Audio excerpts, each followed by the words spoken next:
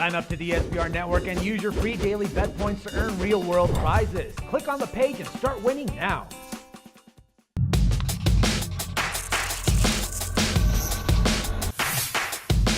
Hi, welcome to SBR Forum Videos. I'm Peter Loshak. We're doing one of our regular MLB preview shows with Troy West from allplayswin.com. Today is Thursday, May 22nd, so we're going to be taking a look ahead to the series starting on Monday, Tuesday, Wednesday of next week. Troy, thanks for being back with us.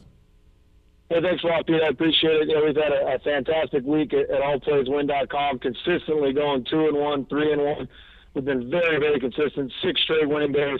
Encourage people to come take a look at allplayswin.com. Nice, awesome. So you're up in baseball for the year? We are. We're very much up in baseball. We're very selective, but we're actually 22-9 now when calling games with the Seattle Mariners involved in it. But overall, it's just been a fantastic year, Pete. Up over 100 units of profit on our website. So really encourage people to come take a look. We've had a great baseball season so far. All right, awesome. Congratulations, Troy. Not a surprise. You've been doing very well for a long time, giving us a lot of great advice in all sports for quite a long time, profitable record, and I'm very happy to have you on as a guest. Once again, this week we're going to take a look at the upcoming early week series from next week, and there's a few series. There's one that's just kind of like a no-brainer. We'll see what you think there. First, let's take a look at two series that I'm thinking about. The first one, Houston at KC. Now, Houston is, Houston and KC are both teams that are a little bit iffy in their lineups, but their pitching can be a little bit better. Houston's 8-12 over/under on the road. KC's actually 12-12 over/under at home. They went 3-1 over/under in their last 4, so they're now up to 500. And sometimes, even though KC is a pitcher-friendly park, when it starts to get hotter in the summer, they can start to go way over. But I'm still thinking, just looking at the series right now, I'm thinking maybe we like unders. What do you think?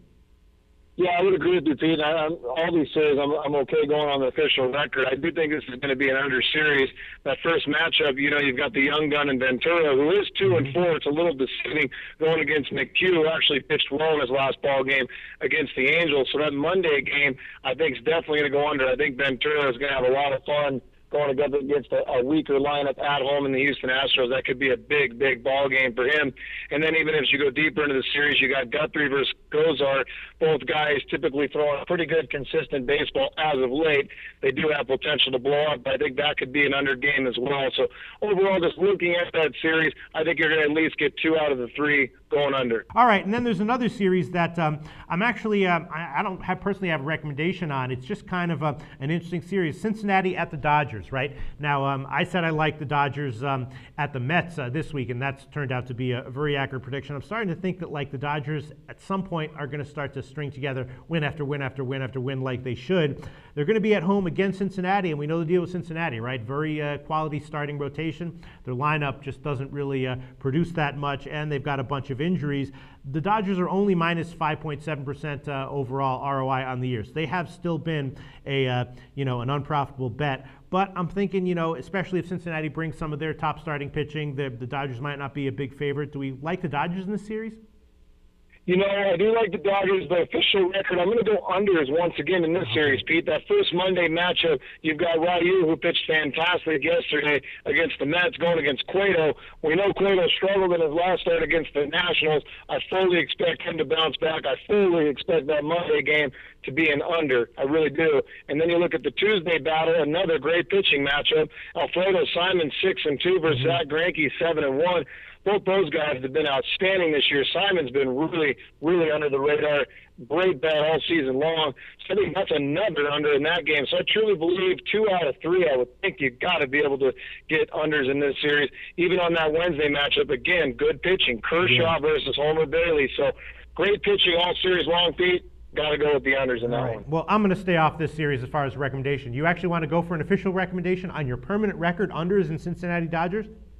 Yes, I do. All right, okay. Say that confidently. Okay, and then the third series, here we go, the no-brainer of the week, right? Cubs at San Francisco. Now, I said before, I think we should start just like a side handicapping service. You and me, the entire service is just giving out fade Cubs picks. What do you think about that? Fade the Cubs every day. That's the entire service. It could work. It could work. They find ways to blow games. Even yesterday, they have 2-0 in the ninth. Some others, the guy that you would typically bet on, loses the game, the bullpen blows up for them. So, yeah, no, they're looking like a fade all the way around. Well, they are playing at San Francisco, and we know how great San Francisco has been this year. Great bet. I'll just run down the numbers quickly. Cubs minus 20% ROI on the year, third worst in baseball. San Francisco plus 19.5%. That's second best in baseball. Cubs minus 32% on the road. Ugly number there. San Francisco plus 13% at home. Cubs minus 14% in May. San Francisco plus 28% in May. Ugly numbers all around for the Cubs. Do we take San Francisco in this series?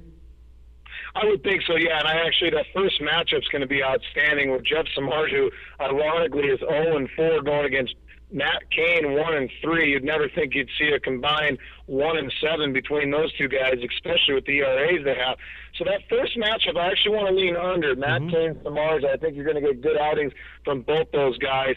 But overall, yeah, I do think that the Giants are going to be profitable in this series. As you go later, you got Tim Hudson going against Jake Arrieta, so I like the Giants in that game. So, Pete, if you actually want to go 2 bets on that, I'm going to go taking the Giants 2 out of 3, and I believe the unders go 2 out of 3 as well. That final game, you got Tim Lincecum versus Edwin Jackson. So some pretty good pitching matchups. I'm going to go unders and the Giants in that series official. All right. Well, for our official record, you can take the unders, and I'll take the Giants, okay? Perfect. Okay. Perfect. All right. That's all that I wanted to discuss from the upcoming early week series. What has caught your eye, Troy, that you want to discuss with us today? Yeah, one of the great series to look at is going to be the St. Louis Cardinals at home against the New York Yankees. I'm going to lean the Cardinals in that series to get 2 out of 3. I just think they're going to have a pitching edge against the New York Yankees in that series. But what a fantastic series to watch. Both teams, somewhat up and down all course of the season. If the Cardinals are somewhat overvalued, I may stay away. But the pitching matchups in that series lean the Cardinals. So I'm going to go 2 out of 3 officially that the Cardinals take from the New York Yankees at home. All right. Troy West from allplayswin.com. Thanks so much for your thoughts once again. Talk to you again very soon.